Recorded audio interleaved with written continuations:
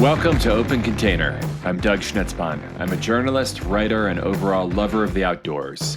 I've fought wildfires, reported on national politics, published magazines, and I'm big in Japan. On this podcast, we're going to have an open conversation about culture, conservation, policy, business, issues that matter the most to the outdoor community. Let's get some. Today, we talk about wilderness. What it is, what it means, how we interact with it, if it still even exists. The West and its wild open spaces called to me the moment I first encountered them. At 20 years old, I headed out for the classic cross-country drive with my dear friend Jonathan. We were headed from Boston to LA, ready to become rock stars, or at least make a name in Hollywood. Jonathan did. I saw the great expanse of nothing on the highways of the West, the pinyon juniper of New Mexico, the open valleys and far mountains of Montana, and never looked back. It wasn't long before I made my way from college grad bartender in the cities of the East to a job as a forestry tech, aka a strong young person who builds trails and fights fires during the summer and ski bumps during the winter, in Montana's Beaverhead National Forest. It is the best job I've ever had. We worked hard all day, enjoying the simple pleasure of putting a pick mattock to the dirt. We drank clean water, ate well. We read books by headlamps at night, took walks, and watched elk calves play. And I learned about wilderness, learned that it is a legal definition, land preserved for its own sake, for wildlife and water. A place free from roads, chainsaws, mining, and all the other ways humans overrun the natural world. I also learned that it is a place we need on the most basic level, a place that can heal us and help us find ourselves. It's also a place that is rapidly feeling the pressure of so many of us on the planet.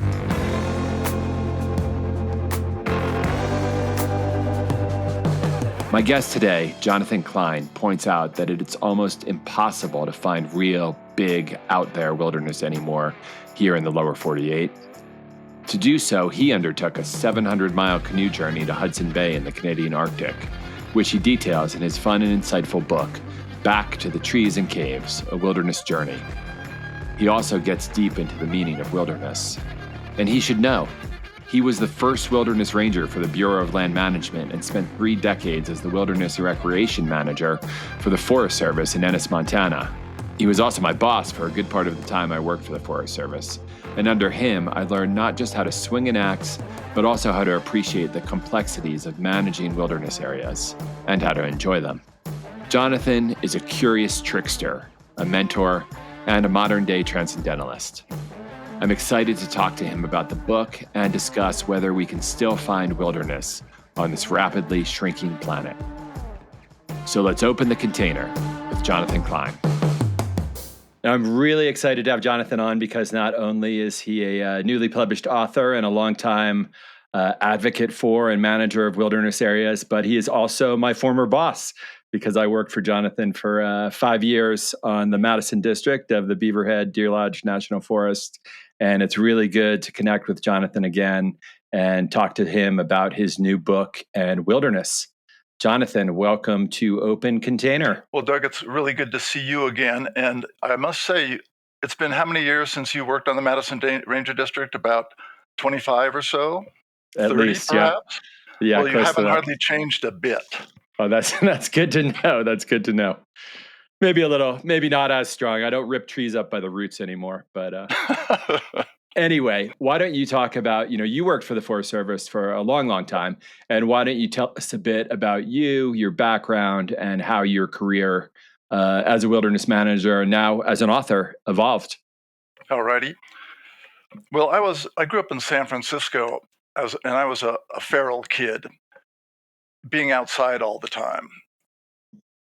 Nowadays, parents are trying to get their kids to go outside. They say, get out and play, get away from that screen and go out and play. When I was a kid, they were all yelling at us from outside through the open window, come inside. And we would try to ignore it. We'd just stay out until dark, just goofing around. And you wouldn't think that a big city like San Francisco would have opportunities for a feral kid, but they did. It had Golden Gate Park, it had Ocean Beach, and it had a place called Land's End, which is a piece of undeveloped federal land that's now part of the National Recreation Area, Golden Gate National Recreation Area. And that was really a wild place, just, with weeds everywhere and little tunnels through cypress trees and gun emplacements. I spent a lot of time there. And I don't know if it was partly that and partly, watching Westerns like Rawhide that caused me to dream about wilder places. And when I never liked being in a city. I wasn't one of those city kids. I knew that from an early age. There was too much noise, too many crowds, too much commotion, and sort of an innate ferality, you might say. And so eventually I ended up in Montana. Quite by chance, I ended up going into a bar in Wisdom, and because the mosquitoes chased me into the bar, they were just horrific mosquitoes. Went into the bar. Sounds like the start of a joke here, Jonathan. It does, yeah. A mosquito walks into a bar? No. But people started buying drinks, and it was lively and happening. I asked the guy if there was any work around, and he said, "Oh shit, yeah, there's work around." And I got a job as a ranch hand. I didn't know one end of a horse from another. I was a vegetarian, kind of long hair, Hawaiian shirt, baggy shorts, a dirt bag, you might say, just Uh-huh. traveling around aimlessly, backpacking in various places. And I got a job as a ranch hand, and I was in Wisdom, and that led to a seasonal job with the Forest Service. That kind of started my career off with the Forest Service, although it wasn't a career. It took 8 seasons to become established with a permanent job with the Forest Service. But it dawned on me one day, just out of the blue, for no apparent reason, that I should be a wilderness ranger because I always liked being out in the woods, like being in wilderness, and so that was my pursuit. And it came to be after quite a long period of time. I actually got to be a wilderness ranger 5 years in the Seven Devils initially out of Idaho, and then in Eagle Cap Wilderness Oh yeah. um, in Oregon, and then I just came to Montana just because I wanted to come back after several years of being away. Montana was my state of mind. And I had no money to speak of, and ended up getting a job as the very first wilderness ranger for the Bureau of Land Management with the Bear Trap Canyon unit of the Lee Metcalf Wilderness. That was, again, the BLM's very first designated wilderness area. So I have the distinction, whether it's nothing to do with me, it was just happenstance, of being hired to be the very first river slash wilderness ranger on the Bear Trap Canyon, which was a fabulous job. You get paid for floating down a beautiful river with your dog, and it was good. And And was that Otter? that was That was Otter your husky? Dog. That was Yeah, Otter Dog. it was a big husky, big beautiful husky that you had for a Yeah, long time. Yeah. and then I ended up going to the Forest Service, still in Ennis, Montana, and working for other parts of the Lee Metcalf Wilderness, where I met you. When did you show up? About 1990 or so? 93, maybe 93. Yeah. 93? Wow. Whew, how time do fly. And so I just I became the recreation manager for the Madison Ranger District, Beaverhead Deer Lodge National Forest, and worked in that district for 24 years until I retired in 2012 at age 60. And then in that time retiring, you haven't really slowed down though. You've continued to explore, go on wilderness trips, and you've written in the past year, published your book, Back to the Trees and Caves: A Wilderness Journey. Right. And I don't know if you want me to get into this now, but really, I will. So, Sure. for all that period of time of managing wilderness, 34 years was the entirety of my career managing wilderness for the federal government, federal agencies. And at the end of that career, it kind of dawned on me that what passes for wilderness in the lower 48 is not truly wild. And the reason that it's not is there's no room for it to be. The furthest you can get from a road in the lower 48 is 21 and a half miles. That's it, 21 and a half miles. That's a piddling distance many people could walk in a day. And I don't know the veracity of this or not, but some graduate student evidently did a GIS project on trying to determine the location of McDonald's throughout the continental United States, and determined that you cannot get further as a crow flies than 104 miles from a McDonald's. So again, you got to question what you read on the internet, but I put it in my book anyhow. But it just goes to show that this world, this continent, this world is pretty much yoked and utilized for the benefit of Homo sapiens. Yes. And it made me feel that I needed to find something truer, look for a more real wilderness experience. So just 2 days, it only was 2 days after I retired from my position with the Forest Service, that I went up to a town called Missinippi in Saskatchewan and put my canoe down on the waters of the Churchill River and started paddling off for Hudson Bay, which was 700 miles away. And I went by myself. And the reason I went by myself is because intimacy with the wilds, I think, requires solitude. Now, the title of the book derives from a comment that my father made. He was still alive. He was 92 years old. And he was not long for this world. And he was worried that I was not long for this world either. And he begged me not to go. He said, "Jonathan, it's too dangerous. Don't go." I said, "Dad, this is something I just have to do." And he goes, "Well, then, damn it, don't go alone. Take somebody with you." And I said, "Dad, this is something I have to do by myself. I have to do this alone." If you were to think, Doug, about going to Yellowstone Park and seeing Old Faithful erupt with nobody else around, it would be awesome. It would be so Yes. amazingly awesome that you couldn't contain it. It would just be magical, a miracle of nature. But when you're there with 300 other people and there's chit chatting and cameras clicking and cars rumbling in the background, and it just diminishes that naturalness to a huge extent. So I determined that I'd have to go alone.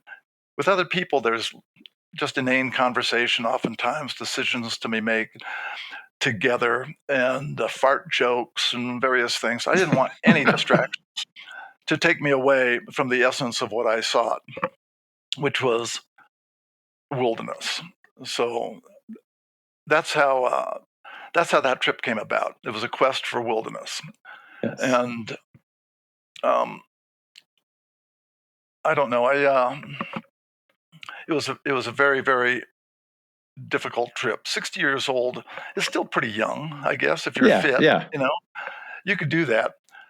But the guy that really turned me on to that trip, he's a guy who has a canoe place up in Missinippi. His name's Rick Deidriger. He has Churchill River Canoe Outfitters, and he's told me about this trip, 700 miles. And when I showed up with my stuff, my boat, my gear, my mounds and mounds of gear, without really a clue what the route was like, because I never really looked into any blogs or read any guidebooks or did anything in preparation for this trip, other than just pack up a whole bunch of stuff and go. He saw the immensity of the gear I intended to take, and he considered that I would be ill prepared despite all that stuff, that I didn't really know what I was doing, which was partly true because I'd never been on a big solo canoe trip like that before. He thought I was going to die. He didn't tell me that, but he He told was some with your kids. dad, huh? Yeah, he told some kids after that came and eventually caught me, that he didn't think I was going to make it to Hudson Bay unless I made it floating face down. And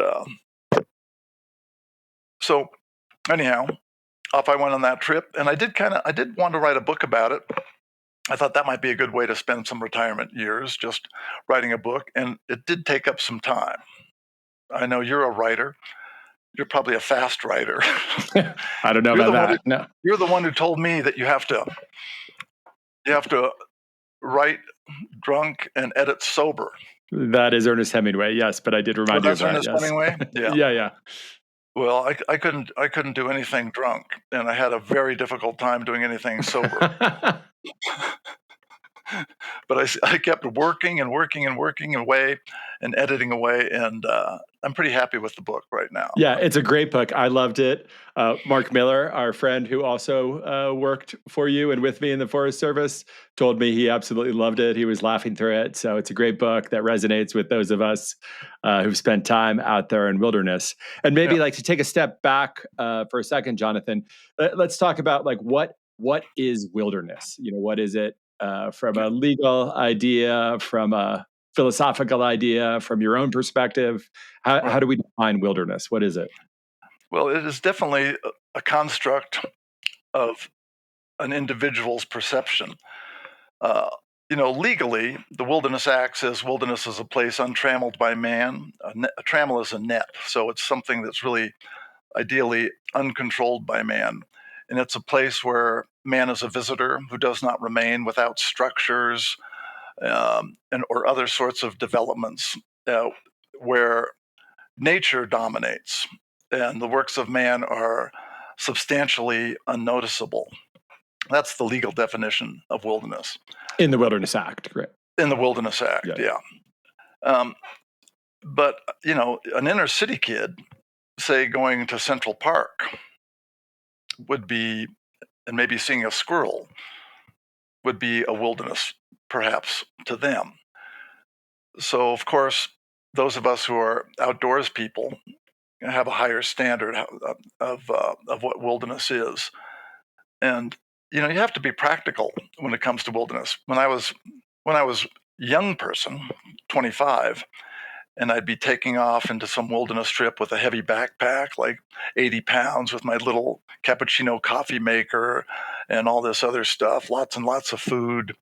Um, I thought the trails were also rude incursions into the realm of the wild. And I thought Sure. that until, let's see, where was I? I was up in Colorado, Flat Tops Primitive Area. I think that's a wilderness now, too. It is, yeah.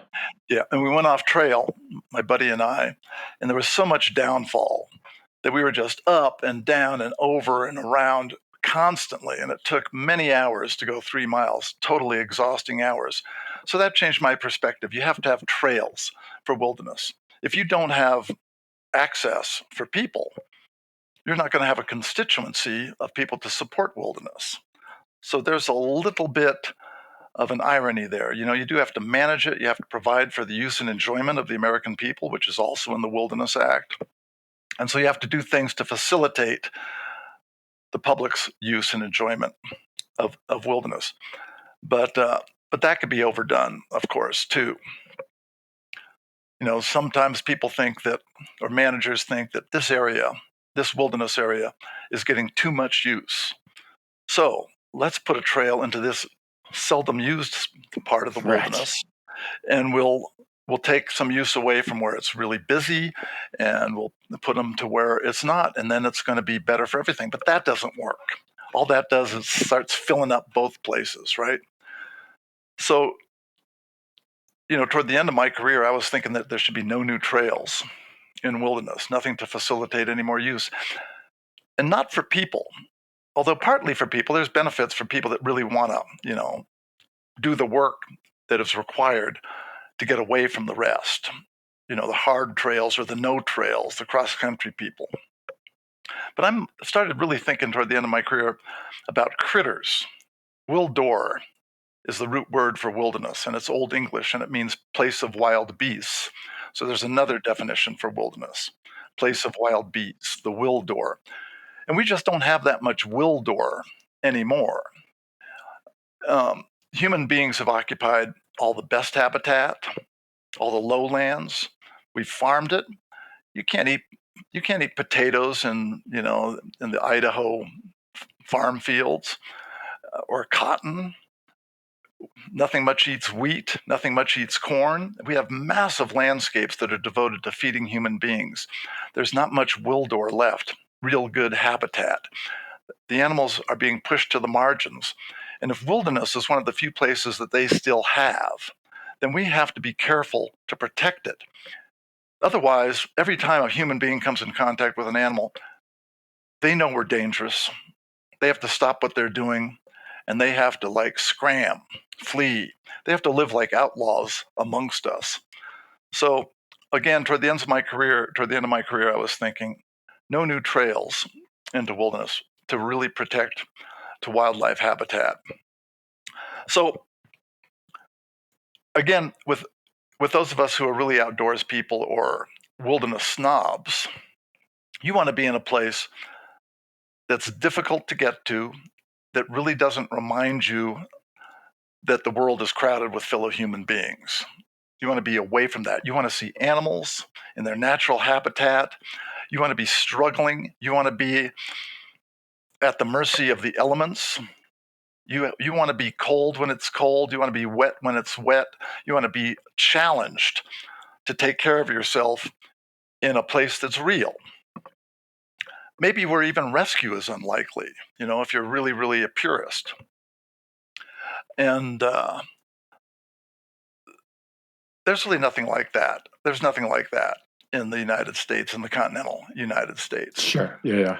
And I think saying that, Jonathan, maybe, as your father said, and the guy at the canoe store said, it might even be a place where you might die, right? I mean, that's part of the experience, right? And I'm sure some managers, I mean, that's a difficult thing to say. I mean, you don't want to risk yourself, right? But No. that danger is a part of that experience, right? Oh, absolutely. And we used to have these academic discussions back when I was working with other wilderness managers, mostly these young people that were really zealous about pure wilderness. And they said, we ought to have rescue-free wilderness, where you go into a wilderness area, but you understand that if anything happens to you, you break a leg, or you have an appendicitis, or whatever happens to you, nobody's going to come and get you. Right. And, that's not realistic. I mean, we'd all say, yeah, I'm going to go to the rescue-free wilderness. And then as soon as you got hurt, you'd be going, wow, help, rescue me. You'd be pressing Right. your spot or your in reach, and you would just be crying for somebody to come and get you. So that's totally impractical. But there's still places where you can go where the logistics are such that rescue is going to be highly unlikely. Sure. Now, even on my trip, I was, which was 48 days over that 700-mile span. And, initially I was thinking, I'm not bringing any devices with me except for a GPS. Because if I didn't have a GPS, I'd still be there. Because it is like a very confusing water world up in the Churchill River country. Just water that goes to shores beyond which more water lays. And I wasn't going to bring a sat phone because that was impure. But my wife, Marianne, insisted that I do take a sat phone. And I thought about it for a little bit. And I thought, hubris. What if you did get hurt? And because of your pride, you decided that you weren't going to bring anything to facilitate a rescue, when just the press of a button could let you live. And the absence of that device, you're going to die. So, you have to be a little bit realistic that way too. Yeah, it's a big trip too. I was just looking, it's about just short of the distance maybe of San Francisco to Seattle. So that's a long, long way. That is a long way. It is a long, long way. And I actually had intended to go 800 miles at first because I was not going to stick to the Churchill River. I was going to go over a divide, up a river system, and then carry my boat through pools and puddles and ponds, carry it down the other side of the divide to the Seal River. That was, again, my initial plan. But it was too hard. I couldn't get there fast enough. And if I had to be at the mouth of the Seal River if I was going to get picked up by this guy named Jack Batstone, who came out in a little boat from Churchill to collect you before August 15th. Otherwise, he doesn't come out because the autumnal storms on Hudson Bay make it too dicey to be out there in such a little boat. So there was no way I was going to make that. So I decided I'd stay on the Churchill River. But 700 miles was ample. I wanted to do 15 miles a day. But, when I took this trip again, I didn't do any planning. I didn't know what the river was going to be like, the route was going to be like. I was not aware that the first 500 miles of the Churchill River are really 500 miles of lakes separated by waterfalls or rapids. And there's no current to lessen one's labors in that on those big lakes. And so it's just paddle, paddle, paddle. And 15 miles a day was tough. Rick, the guy who has Churchill River Canoe Outfitters, told me that solo paddling is like running a marathon every day. And, I wouldn't equate it exactly to the same, although I've never run a marathon, but it's probably not too far off the mark. But I felt like a seal, cumbersome on land, awkward on land, but in the boat, no matter how exhausted or tired I was, I could go all day. And it was marvelous. Just you didn't have to think about anything. You just had to push the boat through the water and ogle this amazingly beautiful landscape all alone in this exquisite wild place. And you know what you're about.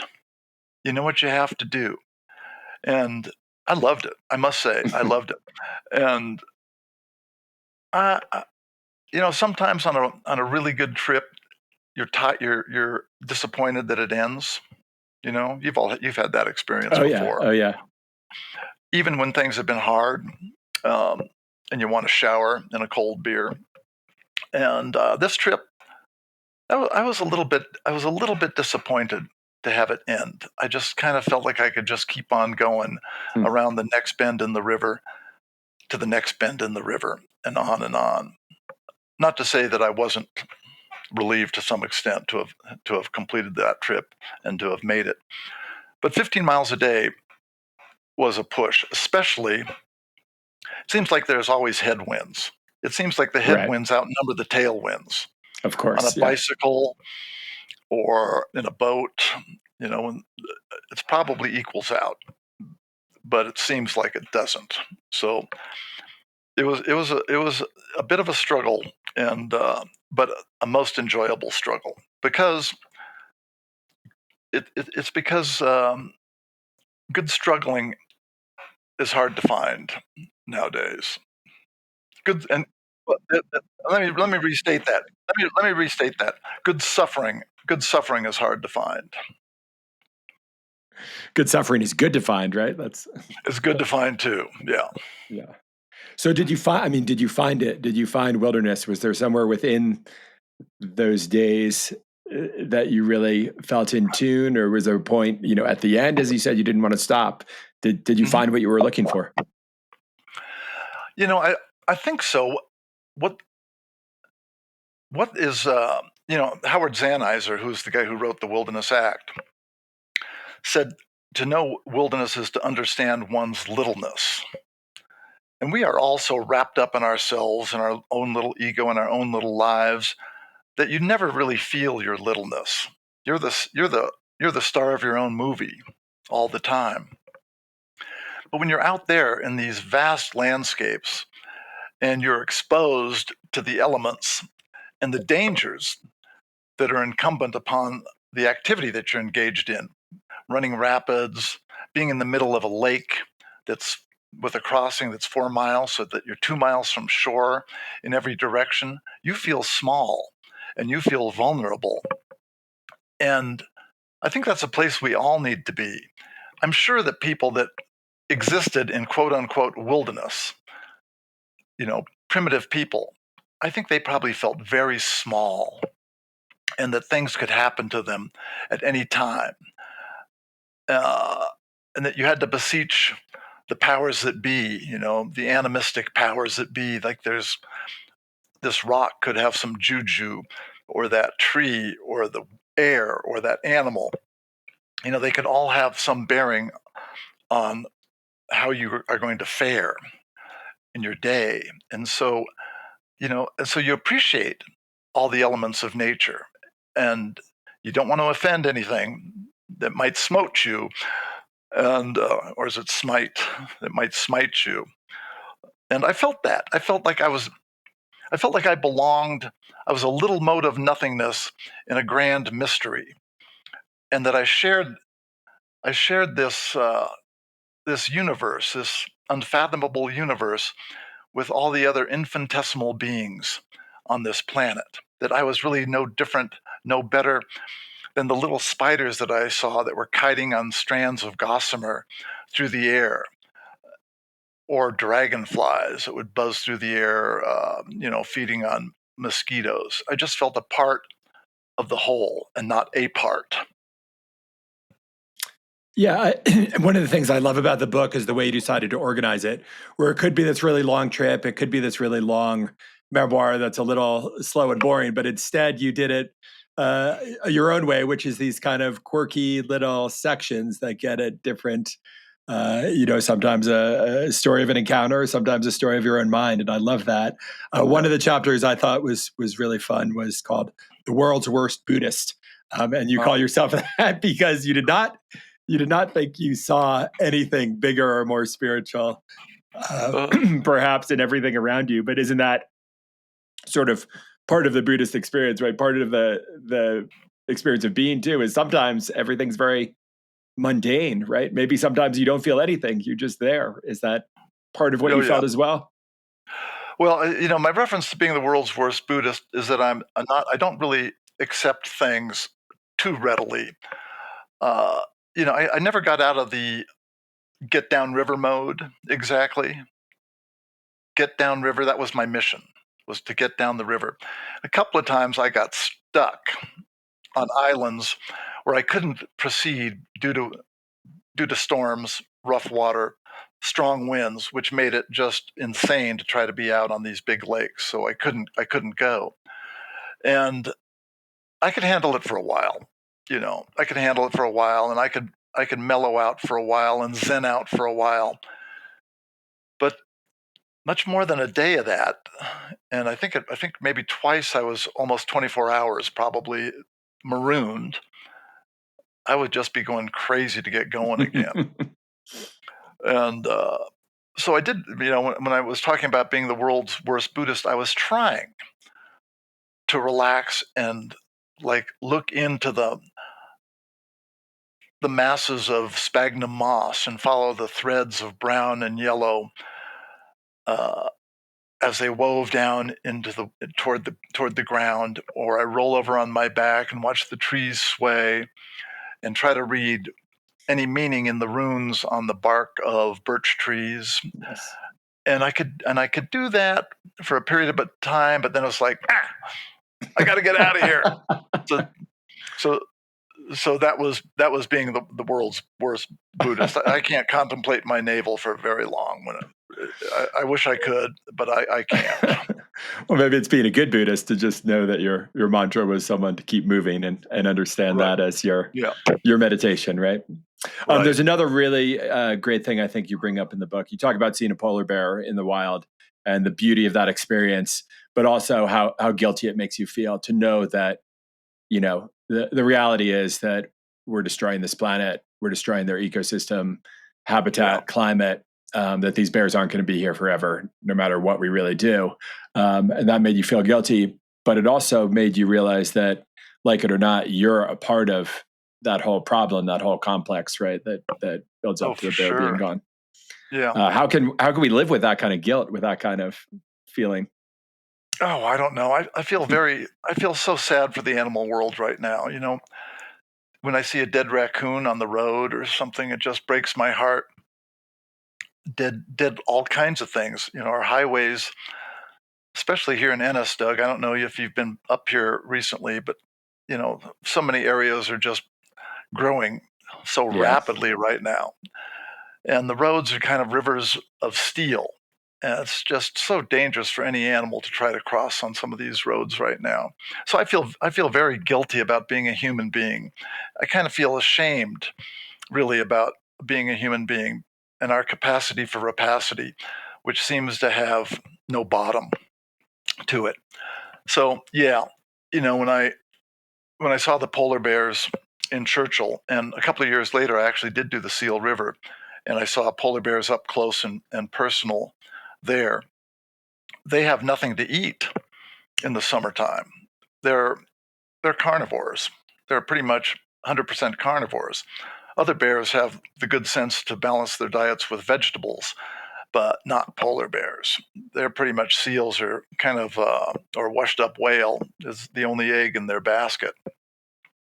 And so they wait around for ice, wait around for ice, and the ice comes later and it leaves earlier. And you look at these animals, and they're kind of thin and hungry, and they're going away. They're going to be leaving the landscape. Within 100 years, there probably aren't going to be any polar bears in the wild. And it's my fault, and it's all of our faults. And what do you do about it? Are we just going to not drive our cars? Are we not going to heat our houses? Are we not going to eat meat? Are we willing to make huge sacrifices in our quality of life because polar bears are disappearing? I'm sensitive to their plight. You're sensitive to their plight. But are we going to change? Are you and I going to change in how we live on this exceedingly comfortable planet that we have, with lots and lots of choices, without any suffering? Are we going to suffer so that polar bears don't disappear? No. The only thing that can be done, I think, is government has to take a role in that. It's not going to be enough for us to recycle our cans or change our light bulbs, or maybe even drive hybrid vehicles. We're going to have a complete change in how we power our society and not put carbon into the atmosphere.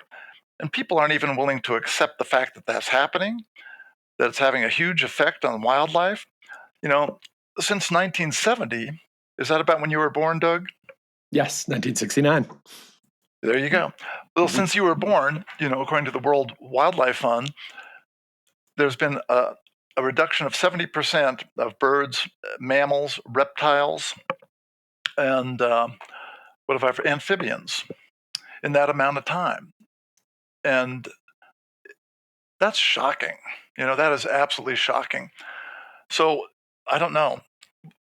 I think we're going to have big government programs that are going to incentivize people to do the right thing, because we only work with incentive. We don't work for the good of others unless there's something in it for us, by and Yeah, large. yeah. As you say, I mean, even those of us who are very, aware of the Yeah, problem. yeah, yeah, Yeah. yeah. So it's kind of a Now, harsh reality. It's a the harsh reality. biologist E.O. Wilson talks about half Earth, right? That we need to save. And you were talking about that earlier, habitat. Yeah, How important is it for us? There's still a chance, right, to preserve a lot of habitat. I mean, some of the habitat you paddled through, several state-size habitat, right? I mean, so yeah, do you yeah. think there's still a chance to save these wild Oh, yeah. places? Oh, I think so. I think you could save some wild places if the economics of trying to exploit them don't make sense. But if there's diamond mines way out in the Arctic Ocean that there's no roads to, that they maybe drive on ice, or they take helicopters, they put in an airstrip. And if there's something worth getting and it makes economic sense, we humans are going to get it. We're going to go get those rare earth nodules in the bottom of the ocean for batteries for electric cars. We're going to get it if it's there. So the only real hope of maintaining wild wild areas is to not have anything that's really worth exploiting. Even on my trip, uh, there was no real industry. I went through a couple of native villages, First Nation villages, Cree people. They don't have any industry up there. There's no logging, there's no infrastructure to get any materials out. The trees really aren't worth anything except for paper, so you probably can't make any money getting those out. Um, there's some mines in places, but those play out and close down. Um, but still, there's water, and water is going to be a biggie. Canada's got a lot of water. Right. And one day I was surprised. I was going down a rapid. I was going 11 miles an hour. I looked down at my GPS. Then I looked up, and there were huge power lines over my head. So there was some dam way up to the north that was sending power down south. for, I forget how I put it in the book, but it's for like hot tubs and dance clubs and Yeah. for various other electronic devices that make our life good. And going to that extent to try to bring power to places where people live from places where they don't, from wild places, is worrisome. And that's just going to happen more and more. Now, just getting back briefly to E.O. Wilson, I do mention him in my book as well. You Yeah. know, and he was an he was an expert on ants, which Yes. seems interesting considering how human beings are sort of spread across the world like ants now. Yeah. And he did some sort of calculation trying to figure out what the world could produce and how many people it can support. And he came up with the number of 10 billion people. Um, if they were vegetarians, 10 billion vegetarians, he thinks is our uppermost limit. We'll see. You know, there's going to be 10 billion people, most likely by the end of this century. And that's just that's just too many of us. There's too many of us asking too much of this planet. And I don't know how you reverse that. The population trends do seem to be kind of slowing down in some places, and people are saying that we need more people. You know, Elon Musk is on a mission all by himself to repopulate the planet. And the moon. And and there's various issues also that are involved with social security and an aging population and whatnot, and consumers. We need consumers. We need more consumers on the bottom of the pyramid to support people that are making stuff. So there's a lot of reasons that people claim that we need more people, but when you get right down to it, anybody could understand that you can't have infinite growth with finite resources. And so there's going to be tension and there's going to be trouble down the line when we exceed the Earth's capacity to provide for all of us. And we haven't reached it here, but there's places right now as we speak where people have no resources. It's why they're trying to get out of various places like the Middle East and Africa and head to places where life is better, where they can Yeah. survive, just literally survive. So there we go. Well, I want to bring it back to something you said very early on when we first started talking, where you mentioned that, you grew up in this urban place where you still found some kind of germ or something that was wild, right? And you said that wilderness, for some, one from, who's never really seen it before, could be an experience, even with all the management, all the people, all the power lines.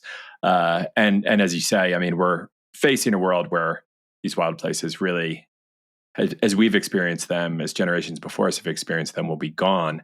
How important is it to try to find that wilderness within smaller areas or small things or what's left, right? We're going to have to look for what's wild Oh, and what's left, right? totally. Where I live here in Montana, we have 17 acres, and we're very lucky to get it because now we'd never be able to afford it. But and it's a subdivision, so there's houses near, not too far away, a couple hundred yards away. But this little micro habitat provides for some antelope. Occasionally, some elk come through. Occasionally, a bear comes through. I've got a resident raccoon that I call Fredo. We have deer. We had a moose in our garage last year. Two young baby moose actually came into the garage and were hanging out in there. And micro habitats like this are going to Yes. become exceedingly important. And I've been trying to find somebody who would put the land that we have here, it's just a piddly amount, into some conservation easement so that the building footprint does not get any worse than we've already made it, than my wife and I have already made it. Because these little micro habitats are going to be increasingly important for Yes. creatures in the future. And I've tried, with a couple of organizations like Nature Conservancy or the Rocky Mountain Elk Foundation, but nobody wants to mess with anything this small. If anybody has any suggestions on how I could secure this land of your listeners, I'd love to hear it. Because I would like to. I think that's vitally important. And the other thing that really has been beneficial in this community, are wealthy people that want to have Lebensraum. They're able to afford large pieces of ground. And in exchange for tax benefits, they can put their land into conservation easements. And most of the face of the Madison Range in this valley is protected by conservation easements, where people have agreed to not develop their land or just limited development in exchange, again, for generous tax breaks from the government. That's the one thing that everybody who's able should look into, seeing if they could maybe contribute to habitat, open space, and the sense of freedom that we all, crave for, by protecting their landscape and not trying to think always, how much can I make for this, when you already have more than you're going to need anyhow. Yeah. I love that idea, Jonathan. Yeah, I call it micro conservation. I think of it as like micro lending, and I think it's really something. Maybe we'll start it right here and find some other people. It's really something we should Let's do explore. it. Well, we're running out of time now. We've been on for a long time. It's really been amazing to talk to you. And I'll end with the question I always ask everyone at the end here. And we've talked about a lot of serious and tough stuff to swallow. But despite all that, what gives you hope? Doug, people like you give me hope. When you were just a young, fresh-faced worker for the Forest Service, you and Mark, and you were just so ecstatic, enthusiastic, and loving being outside.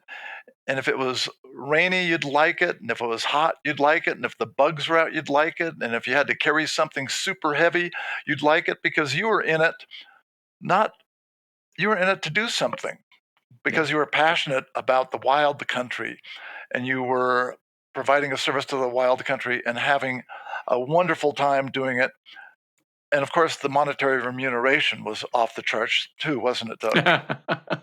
It was enough. It was enough to go climbing. Yeah. About 10 years ago, I went hiking in Glacier, and I was by myself. And the weather was horrible. It snowed, and hardly anybody was there. But the people that were there that I ran into were old graybeards with Kelty packs, slogging up the trail, kind of gimpily, with smiles on their faces. And my brother and I went to Glacier last year and did pretty much the same route. And the weather also wasn't very good, but there were young people in droves out there. Young people have rediscovered the backcountry. For a long period of time, they didn't, but maybe it was COVID. And yeah, there has been a renaissance of young people that now are wanting to be outside, and it's the young people that have the passion to keep the pressure on to protect these areas, and that does give me hope. That gives me a lot of hope when I struggle to find hope otherwise. That's great. Well, Jonathan, I want to thank you again so much for being on Open Container. As you said, it was a little early in the morning maybe to really open a container, but I think I have a beer mug, but it's got water in it. I think we got into it on a much more metaphorical sense. And I really want to recommend your new book, Back to the Trees and Caves, A Wilderness Journey. Where is the best place for people to be able to find and purchase your book? Okay, well, you could go to your local bookstore, which I would prefer that people do, just to support their local bookstore and their local community, as opposed to buying it on Amazon. You can, of course, buy it on Amazon. But otherwise, go to your local bookstore and have them order it, and you'll be helping out.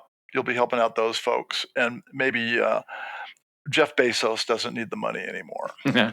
He's set.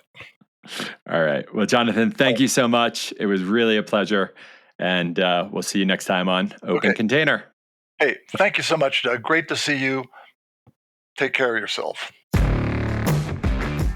Thank you for imbibing Open Container, a production of Rockfight LLC.